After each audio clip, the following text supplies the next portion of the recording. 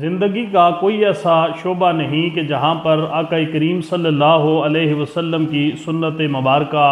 ہمارے سامنے موجود نہ ہو۔ آقا کریم صلی اللہ علیہ وسلم کی زندگی مبارکہ کی 63 سالہ ایک ساتھ ایک لمحہ امت کے لیے محفوظ کر دیا گیا،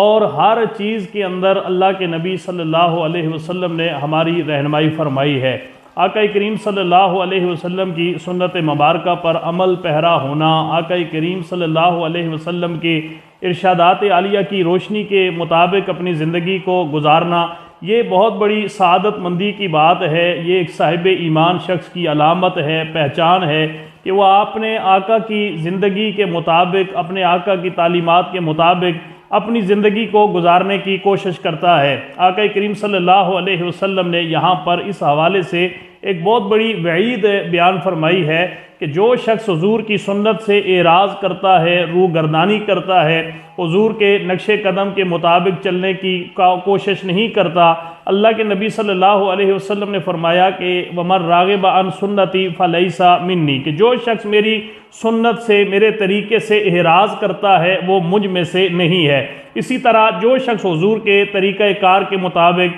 سنت مبارکہ کے مطابق عمل پیرا ہوتا ہے، اللہ کے نبی صلی اللہ علیہ وسلم نے اس کو اتنی بڑی خوشخبری اور بشارت عطا فرمائی ہے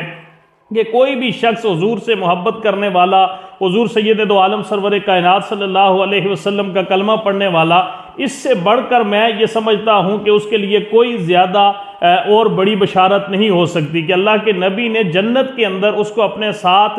ہونے کی بشارت عطا فرمائی ہے۔ اللہ کے نبی نے فرمایا کہ من احیا سنتی فقد احبنی ومن احبنی کان معی فی الجنہ، کہ جس شخص نے میری سنت کو زندہ فرمایا وہ شخص اس نے مجھ سے محبت فرمائی، اور جس نے مجھ سے محبت کی وہ شخص قیامت کے دن جنت میں میرے ساتھ ہوگا۔ اس سے بڑھ کر ایک صاحب ایمان شخص کے لیے، مومن شخص کے لیے، حضور کا کلمہ پڑھنے والے کے لیے اس سے بڑھ کر اور کیا بشارت ہو سکتی ہے کہ اللہ کے نبی نے جنت کے اندر اس کو اپنے ساتھ ملانے کا، اپنے ساتھ جنت کے اندر لے جانے کا اللہ کے نبی نے اس کو پیغام عطا فرمایا ہے۔ یہ سعادت اور یہ خوشخبری اسے عطا فرمائی ہے۔ پھر جب سنت کا مذاق شروع ہو جائے، سنت کو لوگ ترک کرنا شروع کر دیں، سنت کی طرف کسی کا دھیان نہ رہے، ایسی بہت ساری سنتیں ہوتی ہیں کہ جو مرور وقت کے ساتھ ساتھ اس وقت اگر دیکھا جائے تو لوگ اس سے بالکل جو ہے وہ اعراض کر چکے ہیں، لوگوں کو یا ان کے بارے میں علم تک نہیں ہوتا، اگر کسی کو اس کا علم ہے بھی تو اس کے باوجود بھی وہ شخص